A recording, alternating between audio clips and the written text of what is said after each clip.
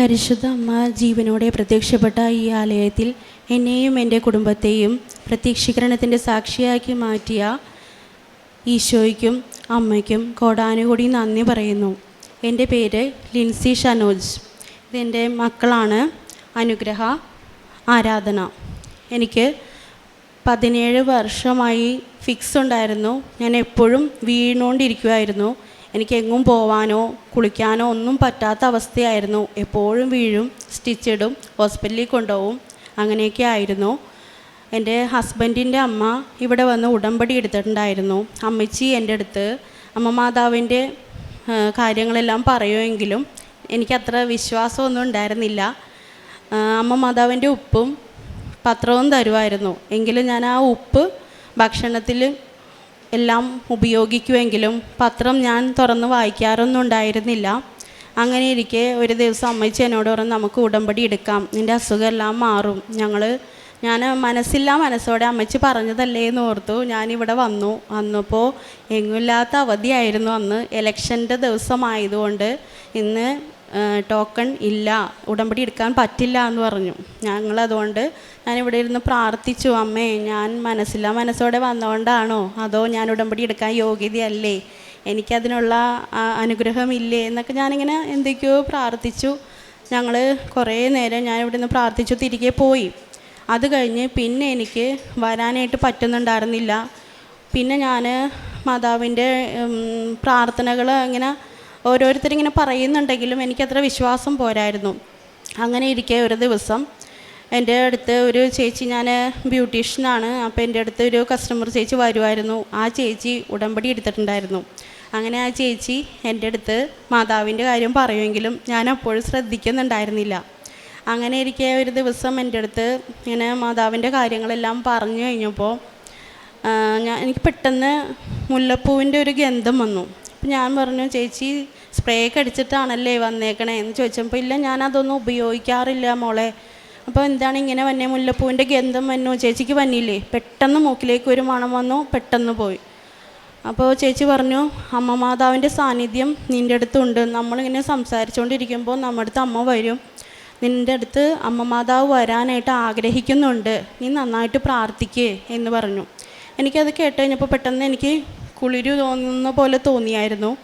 അത് കഴിഞ്ഞ് പിന്നെയും ഞാൻ അത് എനിക്ക് മനസ്സിലങ്ങനെ ചെറിയൊരു ഇത് വന്നു, എങ്കിലും ഞാനത് മൈൻഡ് ചെയ്തില്ല. പിന്നെ അത് കഴിഞ്ഞ് കുറച്ച് കഴിഞ്ഞപ്പോൾ പിന്നെയും എനിക്കിങ്ങനെ മുല്ലപ്പൂവിൻ്റെ ഗന്ധം വരുന്നു, കുന്തിരിക്കത്തിൻ്റെ മണം വന്നു, അങ്ങനെ മാറി മാറി വന്നു. ഞാൻ ആ ചേച്ചീനെ വിളിച്ചു. അപ്പോൾ ചേച്ചി എന്നോട് പറഞ്ഞു, നന്നായിട്ട് പ്രാർത്ഥിക്കുക, അമ്മയുടെ അടുത്ത് വരാനായിട്ട് നീ ആഗ്രഹിക്കുന്ന നന്നായിട്ട് പ്രാർത്ഥിക്കൂ എന്ന് പറഞ്ഞു. അങ്ങനെ ഇരിക്കെ ഒരു ദിവസം പെട്ടെന്ന് തന്നെ എനിക്ക് എൻ്റെ അടുത്ത് ഈ ചേച്ചി ഇങ്ങനെ പ്രത്യക്ഷീകരണത്തിൻ്റെ പ്രാർത്ഥനയുടെ കാര്യം പറഞ്ഞു. അപ്പോൾ എനിക്ക് ആ പ്രാർത്ഥന തരുമോ പ്രാർത്ഥിക്കാൻ ചോദിച്ചു കഴിഞ്ഞപ്പോൾ അത് തരാം ഞാൻ തന്നേക്കാട്ടോ എന്ന് പറഞ്ഞെങ്കിലും മറന്നുപോയി. പിന്നെ എനിക്ക് ആ പ്രാർത്ഥന വേണം, ഇത് എത്തിക്കണം എന്നുള്ളൊരു മനസ്സിലിങ്ങനെ ഭയങ്കര ആഗ്രഹം വന്നു. ഞാനത് രണ്ടാമത് ചോദിച്ച് മേടിച്ചു. ആൾ കൊണ്ടുവന്ന് തരാമെന്ന് പറഞ്ഞതിന് മുന്നേ ചോദിച്ച് മേടിച്ചു. അങ്ങനെ ഞാൻ ജസ്റ്റ് അതൊന്ന് പ്രാർത്ഥിച്ച് അങ്ങനെ നിന്നു. അത് കഴിഞ്ഞപ്പോൾ പിന്നെ എനിക്ക് പെട്ടെന്ന് തന്നെ ഞാനിങ്ങനെ ഓരോ കാര്യങ്ങൾ സ്വപ്നത്തിൽ കാണാൻ തുടങ്ങി. എനിക്ക് എൻ്റെ ഹസ്ബൻഡിനാണെങ്കിലും വിദേശത്ത് പോകാനായിട്ട് 9 വർഷമായി ഇങ്ങനെ നിൽക്കുന്നു, പക്ഷേ സാധിക്കുന്നുണ്ടായിരുന്നില്ല. അപ്പോൾ ഞാൻ ആ പേപ്പർ ശരിയാകുന്ന കാര്യം സ്വപ്നത്തിൽ കണ്ടുകൊണ്ടിരുന്നു. ഞാൻ ആ പ്രത്യക്ഷീകരണ പ്രാർത്ഥന ഒരു പ്രാവശ്യം ചൊല്ലി ജസ്റ്റ് മയങ്ങിപ്പോയ സമയത്ത് സ്വപ്നത്തിൽ കാണുമ്പോൾ അത് അത്രയും ശക്തിയുള്ളത് കൊണ്ടാണ് എന്നെനിക്കത് മനസ്സിൽ തോന്നി തുടങ്ങി. അങ്ങനെ ഞാൻ പെട്ടെന്ന് തന്നെ ഒരു 1.5 വർഷം എടുത്തു എനിക്ക് മാതാവിൻ്റെ അടുത്ത് വരാനായിട്ട്. ഞാനിവിടെ വന്നു, ഉടമ്പടി എടുത്തു. എനിക്ക് ഉടമ്പടി എങ്ങനെ എടുക്കണം, ഞാൻ എടുത്താൽ ശരിയാവോ എന്നൊന്നും എനിക്കറിയില്ലായിരുന്നു. അപ്പോഴും എൻ്റെ ഉള്ളിൽ എനിക്ക് കുർബാന പോയി നന്നായി കുമ്പസാരിച്ച് ഒരുങ്ങി വന്നം എന്നുള്ളൊരു മനസ്സായിരുന്നു. ഞാനെല്ലാം വിശുദ്ധിയായിട്ട് നല്ല ഇതായിട്ട് വന്നു, ഉടമ്പടി എടുത്തു. ഫസ്റ്റ് ഉടമ്പടിയിൽ വെച്ചത് എൻ്റെ വിക്സിൻ്റെ കാര്യമാണ്. കാരണം എനിക്ക് ഉടമ്പടിയിൽ നിയോഗങ്ങൾ വെക്കണമെന്നുണ്ടെങ്കിൽ എല്ലാ മാസവും എൻ്റെ അമ്മ മാതാവിൻ്റെ അടുത്ത് വരണമെന്നുണ്ടെങ്കിൽ എൻ്റെ അസുഖമാണ് ആദ്യം മാറേണ്ടത്. പെട്ടെന്നായിരിക്കും അസുഖം വന്നത്. അതുകൊണ്ട് തന്നെ എങ്ങും പോകാൻ പറ്റുന്നുണ്ടായിരുന്നില്ല.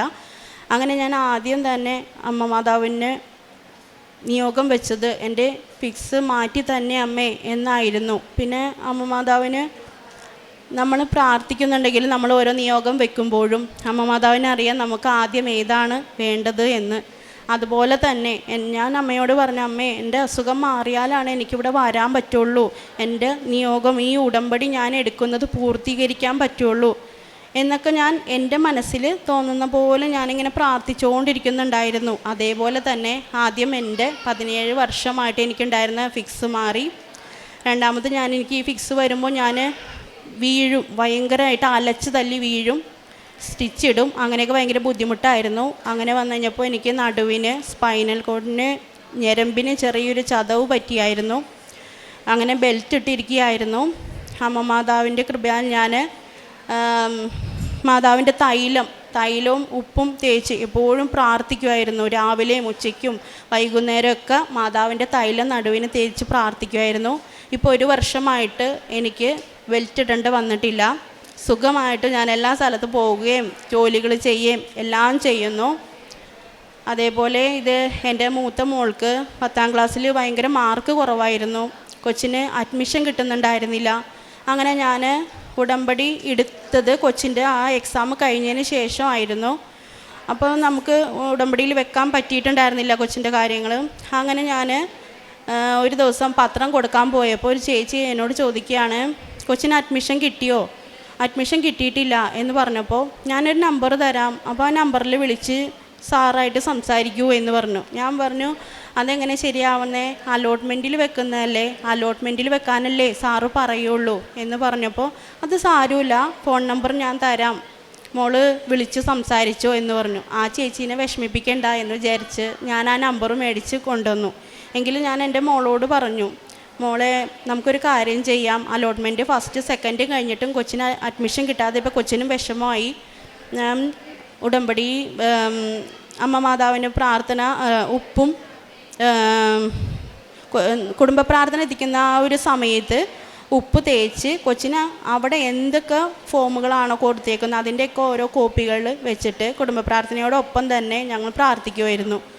അങ്ങനെ ഒരാഴ്ച കഴിഞ്ഞ് കഴിഞ്ഞപ്പോൾ പെട്ടെന്ന് ഈ പറഞ്ഞ സാറിനെ ഞാൻ കാണുകയാണ്. ആ സാറ് എൻ്റെ അടുത്ത് വന്നുകൊണ്ട് ചോദിക്കുകയാണ്, കൊച്ചിന് അഡ്മിഷൻ കിട്ടിയോ?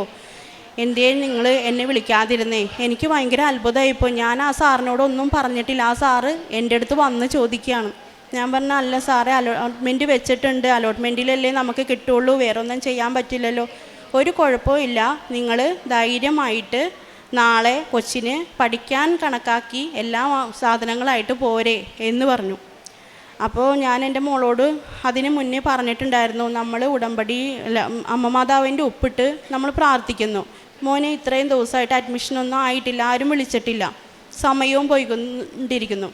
മോന് അഡ്മിഷൻ പെട്ടെന്ന് തന്നെ അമ്മ മാതാവ് റെഡിയാക്കി തരികയാണെങ്കിൽ നമ്മൾ പോവാൻ നിൽക്കുമ്പോൾ വേറെ സ്ഥലത്ത് നമുക്ക് അടുത്ത് തന്നെ കിട്ടുകയാണ് അഡ്മിഷനെങ്കിൽ മോൻ എന്താ ചെയ്യുക? അപ്പോൾ കൊച്ചു പറഞ്ഞു, മമ്മി നമുക്ക് അഡ്മിഷൻ ഇത്രയും നാളും കിട്ടാതിരുന്ന അമ്മ മാതാവിൻ്റെ കൃപയാലാണ് നമുക്ക് കിട്ടുന്നത്, എങ്കിലും നമുക്ക് വേറെ സ്ഥലത്തെങ്ങും ഞാൻ പോകില്ല, ഫസ്റ്റ് കിട്ടുന്ന സ്ഥലത്തെ ഞാൻ അഡ്മിഷന് പോകുള്ളൂ എന്ന് പറഞ്ഞു.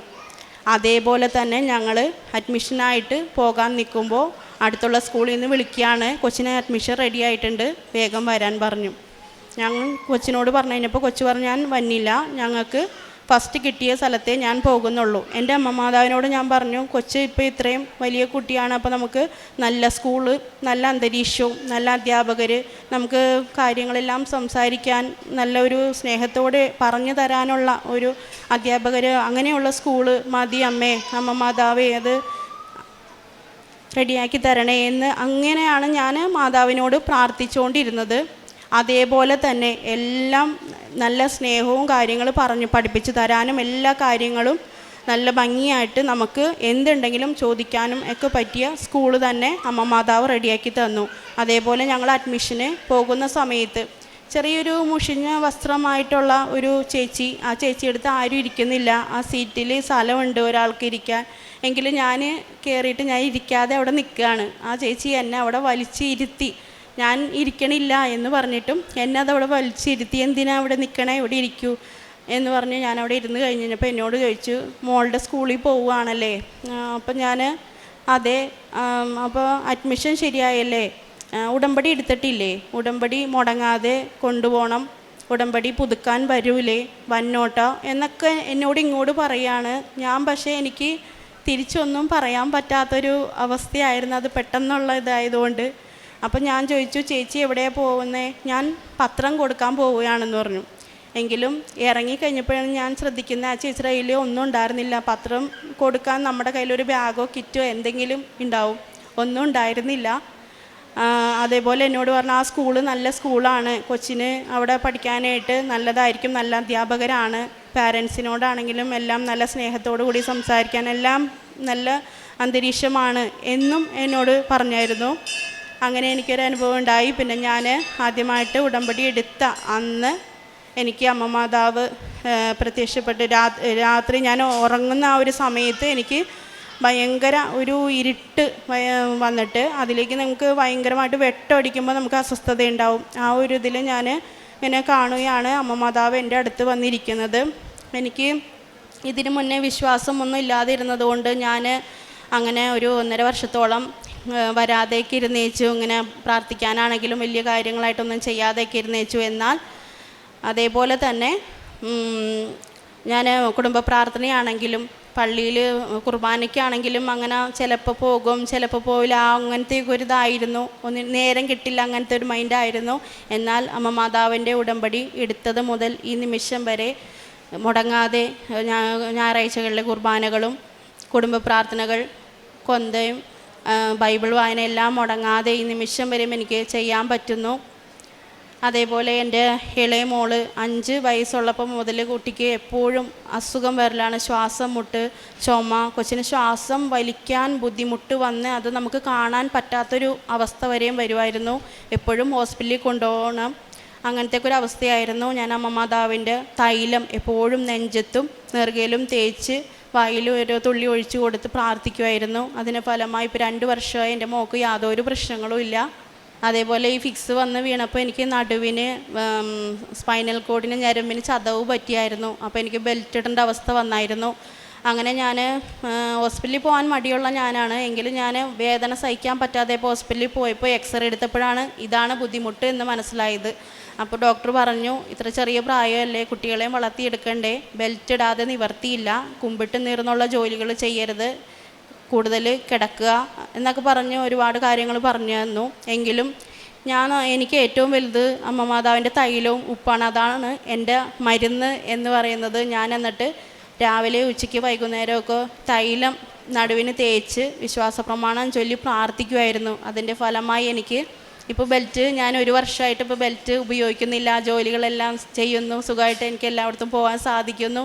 കാരുണ്യ പ്രവർത്തികളായിട്ട് ഞാൻ ശരിക്കും ബ്യൂട്ടീഷ്യനാണ്. അപ്പോൾ എനിക്കിങ്ങനെ രോഗികളെയൊക്കെ ശുശ്രൂഷിക്കുക എന്ന് പറയുന്നത് ഭയങ്കര ബുദ്ധിമുട്ടുള്ള കാര്യങ്ങളൊക്കെ ആയിരുന്നു. എങ്കിലും ഉടമ്പടി എടുത്തതിന് ഭാഗമായി ഞാൻ അറിയാതെ തന്നെ ഞാൻ തന്നെ ഇങ്ങനെ രോഗികളെ ആണെങ്കിലും ശുശ്രൂഷിക്കാനാണെങ്കിലും എല്ലാ കാര്യത്തിനും ഞാൻ മുന്നിട്ട് ഇങ്ങോട്ട് നമ്മളോട് പറയുന്നതിന് മുന്നേ തന്നെ ഞാൻ സ്വയം അവർക്ക് എല്ലാ കാര്യങ്ങളും ചെയ്തു കൊടുക്കാനും, അതേപോലെ ഞങ്ങൾ ഈ പ്രായമായ അപ്പച്ചന്മാരും അമ്മച്ചിമാരും ഉള്ള സ്ഥലത്ത് എല്ലാ മാസങ്ങളും പോവുകയും അവരെ ശുശ്രൂഷിക്കുകയും കിച്ചണിലാണെങ്കിലും അവർക്ക് വേണ്ട കാര്യങ്ങൾ എല്ലാ കാര്യങ്ങളും എന്നെക്കൊണ്ട് പറ്റുന്ന പോലെ എല്ലാ കാര്യങ്ങളും ഞാൻ സഹായിച്ചു കൊടുക്കുന്നു, എല്ലാം ചെയ്തു കൊടുക്കുന്നുണ്ട്.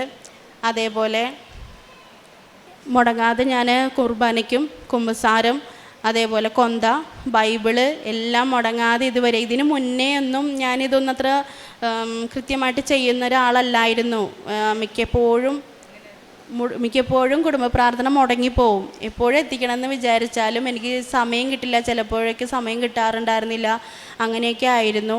ചിലപ്പോൾ എത്തിക്കും, ചിലപ്പോൾ എത്തിക്കില്ല, ആ ഒരു ഇതായിരുന്നു. എങ്കിലും ഞാൻ ഉടമ്പടി എടുത്തതിന് ശേഷം ഈ നിമിഷം വരെ എൻ്റെ കുടുംബ പ്രാർത്ഥനയോ ഞായറാഴ്ചത്തെ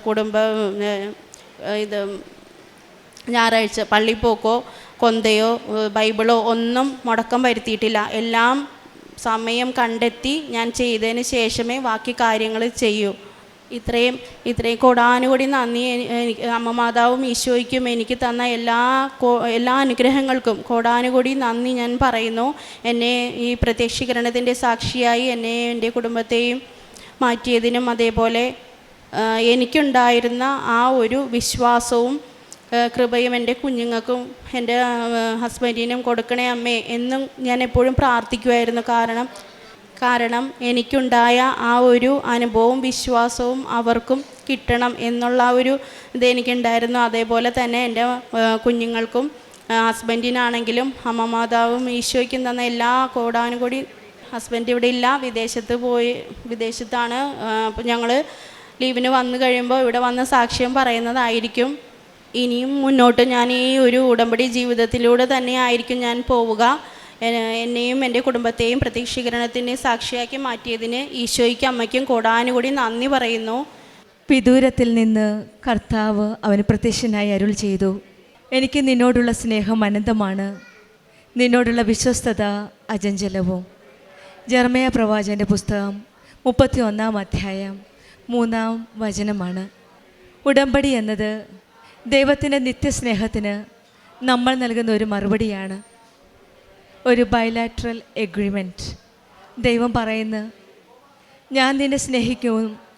അപ്പോൾ നമ്മൾ ഉടമ്പടിയിൽ പറയുന്നത് ദൈവത്തിൻ്റെ കൂടെ നടക്കാനുള്ള, ദൈവത്തിൻ്റെ കൂടെ ജീവിക്കാനുള്ള ഒരു അനുഗ്രഹമാണ്, ഒരു വാഗ്ദാനമാണ് നമ്മൾ ഉടമ്പടിയിൽ ചെയ്യുന്നത്. നമ്മളോടൊപ്പം നടക്കുന്ന ഒരു ദൈവമാണ് ഉടമ്പടിയിൽ വാഗ്ദാനം ദൈവം. ദൈവം പറയുന്നത് ഞാൻ നിന്നോടൊപ്പം നടക്കുമെന്നാണ്. ഉടമ്പടി വഴി ദൈവസ്നേഹത്തിൽ ഉറച്ചു നിൽക്കാൻ നമുക്കൊരു വലിയ ശക്തിയാണ് ലഭിക്കുന്നത്. പ്രാർത്ഥനയിലും വിശ്വാസത്തിലും ഒരു സ്ഥിരതയുള്ള ഒരു ഡിസിപ്ലിനായിട്ടുള്ള ഒരു ജീവിതത്തിലേക്കാണ് നമ്മുടെ ഉടമ്പടി ജീവിതം നമ്മെ ഓരോരുത്തരെയും നയിക്കുന്നത്. ആ ജീവിതം അനുഭവിക്കാൻ നമ്മെ നയിക്കുന്നത് കൃപാസനം അമ്മയാണ്. പരിശുദ്ധ അമ്മ ഈശോയിലേക്ക് നമ്മെ കരം പിടിച്ച് മുന്നോട്ട് നയിക്കുന്നത്. ദൈവസ്നേഹം നിത്യവും മാറ്റമില്ലാത്തതും അചഞ്ചലവുമായ ആ സ്നേഹത്തിലേക്ക് കൃപാസനം അമ്മയാണ് നമ്മെ നയിക്കുന്നത്.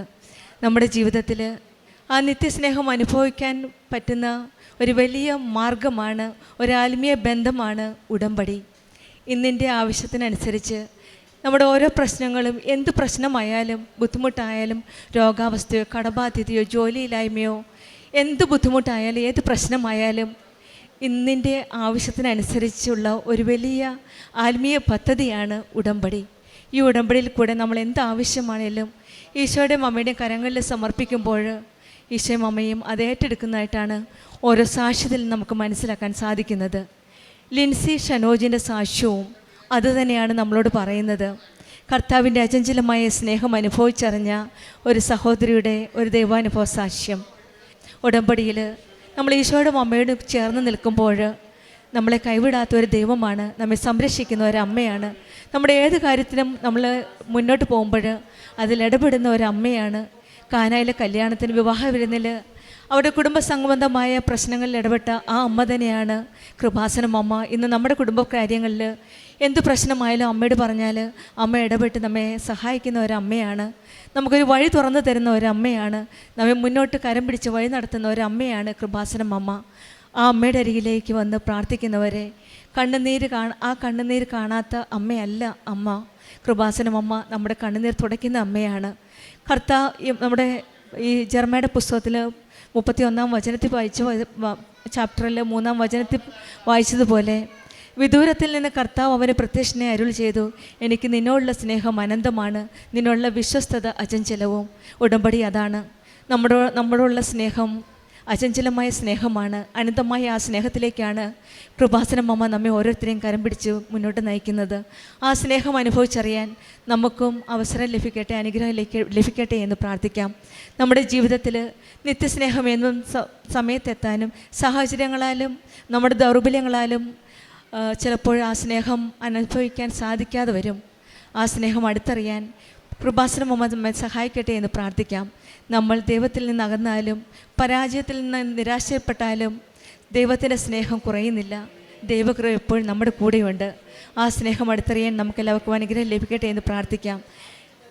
ലിൻസിക്കും കുടുംബത്തിനും ലഭിച്ച എല്ലാ അനുഗ്രഹങ്ങൾക്കും, പ്രത്യേകിച്ചും ഈ ദൈവത്തിൻ്റെ സ്നേഹം, അചഞ്ചലമായ ആ സ്നേഹവും പരിശുദ്ധ അമ്മയുടെ സംരക്ഷണവും അനുഭവിച്ചറിഞ്ഞ ലിൻസിക്കും കുടുംബത്തിനും മറ്റെല്ലാ അനുഗ്രഹങ്ങൾക്കും നമുക്ക് കരങ്ങളടിച്ച് ദൈവത്തെ മഹത്വപ്പെടുത്താം. യേശുവേ നന്ദി, യേശുവേ സ്തുതി. Ave Maria. അത്യപൂർവ ദൈവാനുഭവങ്ങൾ ഇനി നിങ്ങൾക്കും സ്വന്തം. ഈ യൂട്യൂബ് ചാനൽ ഇതുവരെ സബ്സ്ക്രൈബ് ചെയ്തിട്ടില്ലെങ്കിൽ ഇപ്പോൾ തന്നെ സബ്സ്ക്രൈബ് ചെയ്യുക. ഈ വീഡിയോ ഇപ്പോൾ തന്നെ നിങ്ങളുടെ സുഹൃത്തുക്കൾക്ക് ഷെയർ ചെയ്തുകൊണ്ട് കർത്താവിൻ്റെ പ്രേക്ഷിതരാകുക.